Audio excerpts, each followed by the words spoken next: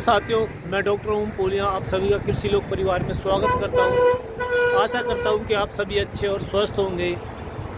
जैसे कि आप मेरे पीछे देख पा रहे हो, ये लो टनल है।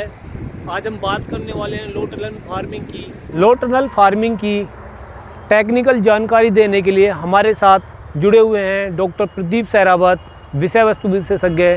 तो चलिए चलते हैं डॉक्टर प्रदीप सहरावत जी के पास। पुनिया जी, जो आज हमारे पीछे आप ये खेत देख रहे हैं, ये आप देख रहे हो कि ये पॉलीथीन की जो सीट लगाई हुई है, ये सरिया होता है। सरिया के ऊपर ये टनल बनाई गई है, जिसको हम कहते हैं लो टनल फार्मिंग।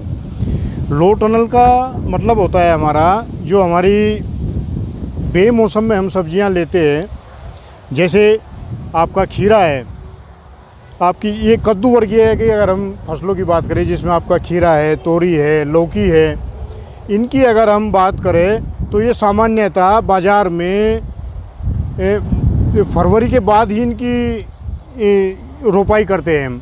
लेकिन अगर हम लो टनल की बात करें तो हम दिसंबर के महीने से हम इसकी शुरुआत कर सकते हैं। दिसंबर के महीने में क्या होता है कि एक तो ठंड बहुत ज़्यादा होती है, दूसरा पाला पड़ना शुरू हो जाता है।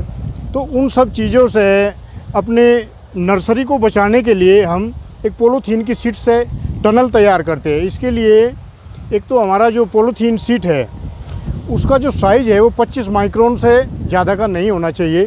दूसरा, जो हमारा इसके में हम सरिया का साइज़ हम लेंगे, जो वायर है वो 0.6 mm से 1 mm के बीच में होनी चाहिए। इसकी एक लेंथ भी स्पेसिफिक है। आप 1.5 से 2 मीटर की आप इसका सरिया लीजिए। देखिए पुनिया जी, जो इसकी हम बात कर रहे थे पॉलीथीन सीट, तो पॉलीथीन की जो सीट है ये हमारी 25 माइक्रोन से ज़्यादा मोटी नहीं होनी चाहिए। दूसरा, इसमें एक जो वायर होती है लोहे की, उसका भी साइज़ स्पेसिफिक होता है। 0.6 mm से 1 mm से ज़्यादा मोटा नहीं होना चाहिए। इसकी अगर हम लेंथ की बात करें वायर की, तो ये 1.5 से 2 मीटर, इससे ज़्यादा आप न रखें। अगर आप वायर की लंबाई ज़्यादा बढ़ाओगे तो आपकी टनल की चौड़ाई ज़्यादा हो जाएगी और आपकी पॉलीथीन सीट फटने के चांस रहेंगे। तो ये तो हम बात की हमने इसकी तकनीकी की, भाई किस तरह की आपकी वायर हो, किस तरह का इसमें पॉलीथीन सीट हो। आइए अब हम बात करते हैं इसमें कि इसके हमें क्या लाभ मिलेंगे। जैसे ही हम दिसंबर महीने में 15 दिसंबर के आसपास हम अपनी नर्सरी इसमें सीड हम लगाते हैं, तो उसमें होता क्या है, अगर हम सामान्य तौर पर लगाएंगे तो उसमें जर्मिनेशन नहीं होगा, क्योंकि आपका पाला बहुत पड़ता है, ठंड बहुत ज़्यादा हो जाती है। तो उसके लिए जब हम इसमें पॉलीथीन सीट लगाते हैं, जब धूप निकलती है तो इसका जो टेम्परेचर होता है वो आपका बाहरी टेम्परेचर से 7 से 8 डिग्री टेम्परेचर आपकी टनल में ज़्यादा होगा। इसके और भी कई लाभ है। दूसरा, एक तो इसमें आपका टेम्परेचर मेंटेन रहता है, और आपका जो खरपतवार है, इसमें खरपतवार भी कम आते हैं। ये देखिए, आप इसमें जो खुले की अपेक्षा में आप इसमें देख सकते हैं, जो खरपतवार है वो बहुत ही कम मिलेंगे आपको। ये होता है टेम्परेचर का, क्योंकि जो आपका दिसंबर माह होता है, इसमें सबसे ज़्यादा आपके खरपतवारों की ग्रोथ भी होती है और जर्मिनेशन का भी सबसे एप्रोप्रिएट समय होता है ये जर्मिनेशन का। लो टनल का हमें सबसे बड़ा फ़ायदा तो ये होता है, जो आपकी सामान्यतः आप जो कद्दू वर्गीय फसलें आप लेते हैं, जैसे हम बात कर रहे थे, खीरा है, तोरी है, लौकी है, तो ये आपको 1 से 1.5 महीने पहले आपके बाज़ार में आ जाती है।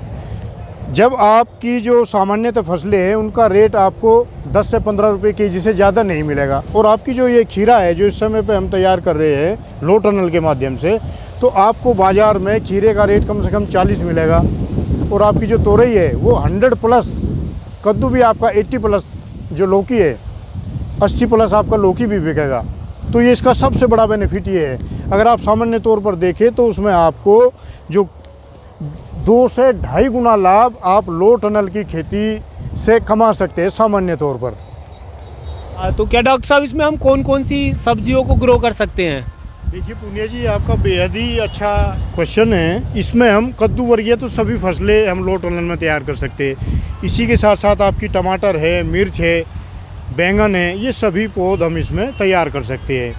मेनली हमारा टेम्परेचर को कंट्रोल करना है। लो टनल का मेन उद्देश्य ये है, क्योंकि इस समय पर टेम्परेचर बहुत ही लो होता है, तो लो टेम्परेचर में ग्रोथ नहीं होती, सेल डिवीज़न नहीं हो पाता है। तो इसलिए हम टेम्परेचर मेंटेन करते हुए लो टनल में कद्दू वर्गीय आदि फसलों को हम ले सकते हैं।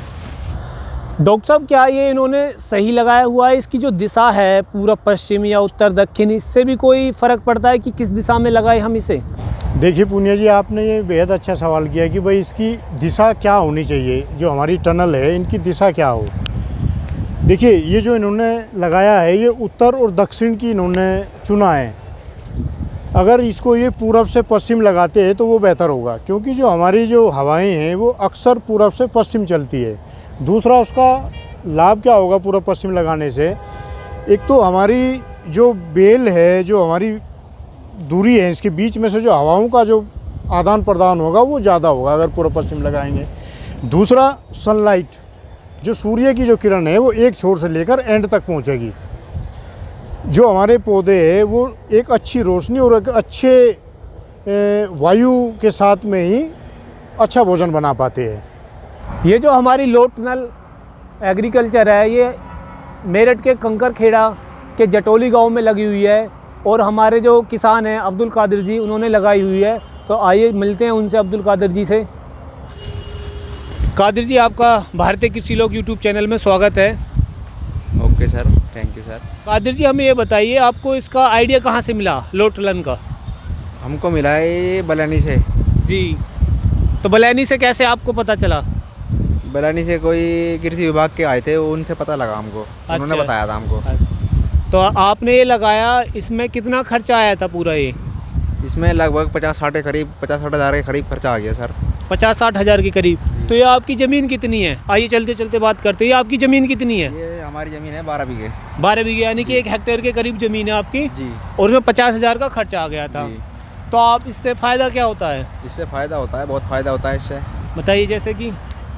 जैसा कि ये नीचे हमने लगा रखी है 3 वैरायटी है इसमें। 3 वैरायटी? जी। इसमें एक तो लौकी है, हाँ, तोरी है और खीरा है। यानी आपने इसमें 3 सब्जी बो रखी हैं? जी। लौकी, खीरा और तोरी। जी जी। इसमें जो खीरा है ये नीचे चल जाएगा, और जो लौकी है, तोरी है, ये ऊपर चढ़ जाएंगी, जाल पे जाल लग जाएगा सर। अच्छा जी। तो अभी आपने इसकी बुआई कब की थी? इसकी बुआई हमने की थी 18 दिसंबर से। दिसंबर से की थी।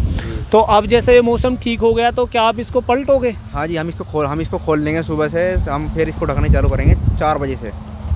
यानी कि आप इसे दिन में खोल दोगे, धूप लग जाए, और शाम को ढक देंगे इसको। ढक दोगे? जी जी जी जी। तो आप ये बताइए कि इसके रेट कितने मिल जाते हैं? इसके रेट मिल जाते हैं 80-100 के करीब रेट मिल जाते हैं इसके, और खीरे के रेट मिल जाते हैं हमको 30 से 35 तक के करीब। यानी कि तोरे के जो रेट हैं वो 80 से 90 तक, और खीरे के 30 से 35 तक। तो ये बाज़ार में कब तक आ जाता है? बाज़ार में आ जाएगा ये मार्च तक आ जाएगा। ये मार्च 6 मार्च तक या 10 मार्च तक आ जाएगा बाज़ार में। अच्छा, तो ये बताइए, जैसे हम नॉर्मल खीरे या तोरे लौकी की बुवाई करते हैं, उसके अकॉर्डिंग इसमें अधिक लाभ होता है क्या? हाँ जी, इसमें अधिक लाभ होता है। अधिक लाभ होता है? हाँ जी। कितना लाभ ज़्यादा अधिक हो जाता है? इसमें 1 से 2 लाख के करीब बच जाता है इसमें, दोनों में। 2 लाख मतलब बीघे में? हाँ जी। यानी कि आपको 1 से 2 लाख तक का प्रॉफिट हो जाता है, यानी 1 हेक्टेयर में। ठीक ठीक ठीक, धन्यवाद आपका।